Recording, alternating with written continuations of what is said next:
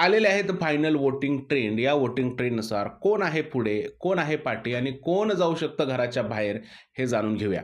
तर 9 लोकं घरातून बाहेर जाण्यासाठी नॉमिनेट आहेत आणि 9व्या नंबरवरती आहे प्राजक्ता शुक्रे. प्राजक्ता शुक्रेला स्वतः खूप जास्त विश्वास आहे, की ती घराच्या बाहेर नाही जाणार. पण लोकं अजिबात वोटिंग करत नाहीयेत आणि ती नंबर 9 वरती आहे.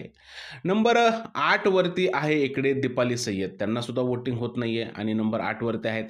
नंबर 7 वरती आहे सचिन कुमावत. प्रभूचं वोटिंग वाढलेलं आहे आणि प्रभू जो आहे तो नंबर 6 वरती गेलेला आहे.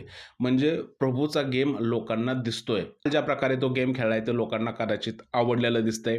नंबर 5 वरती आलेले आहेत सागर कारंडे. ते कालही नंबर 5 वरती होते आणि आजही नंबर 5 वरती आहेत.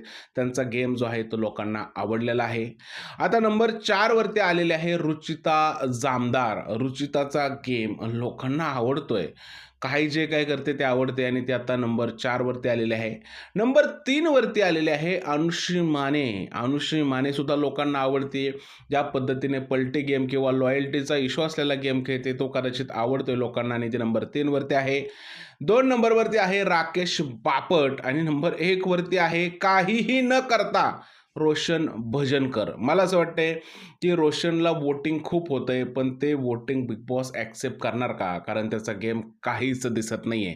तर हेच आहे तर फायनल वोटिंग ट्रेंड. नंबर 1 वरती आहे रोशन भजनकर आणि शेवटच्या नंबरवरती आहे प्राजक्ता शुक्रे. आता या आठवड्यात घरातून कोण जाणार हा सगळ्यात मोठा प्रश्न आहे. तर मला असं वाटतंय वोटिंग ट्रेंडनुसार जर का पाहिलं तर प्राजक्ता घराच्या बाहेर जायला पाहिजे. पण कंटेंट प्लस जर का वोटिंग पाहिलं तर मला असं वाटतंय रोशन, सचिन या दोघांपैकी एक जण घराच्या बाहेर नक्कीच जाऊ शकतो. तुम्हाला काय वाटतं कोण जाईल घराच्या बाहेर? माझं अजूनही तेच प्रेडिक्शन राहील की या आठवड्यात इव्हिक्शन होणार नाही. पण इव्हिक्शन झालं तर रोशन किंवा सचिन या दोघांमधला एक नक्कीच घराच्या बाहेर जाऊ शकतो. तुम्हाला काय वाटतंय कमेंटमध्ये सांगा. व्हिडिओ आवडला असेल तर त्याला लाईक करा, शेअर करा. चॅनलला सबस्क्राईब करायला विसरू नका. भेटूया पुढच्या व्हिडिओमध्ये. तोपर्यंत जय हिंद, जय महाराष्ट्र आणि भारत माता की जय.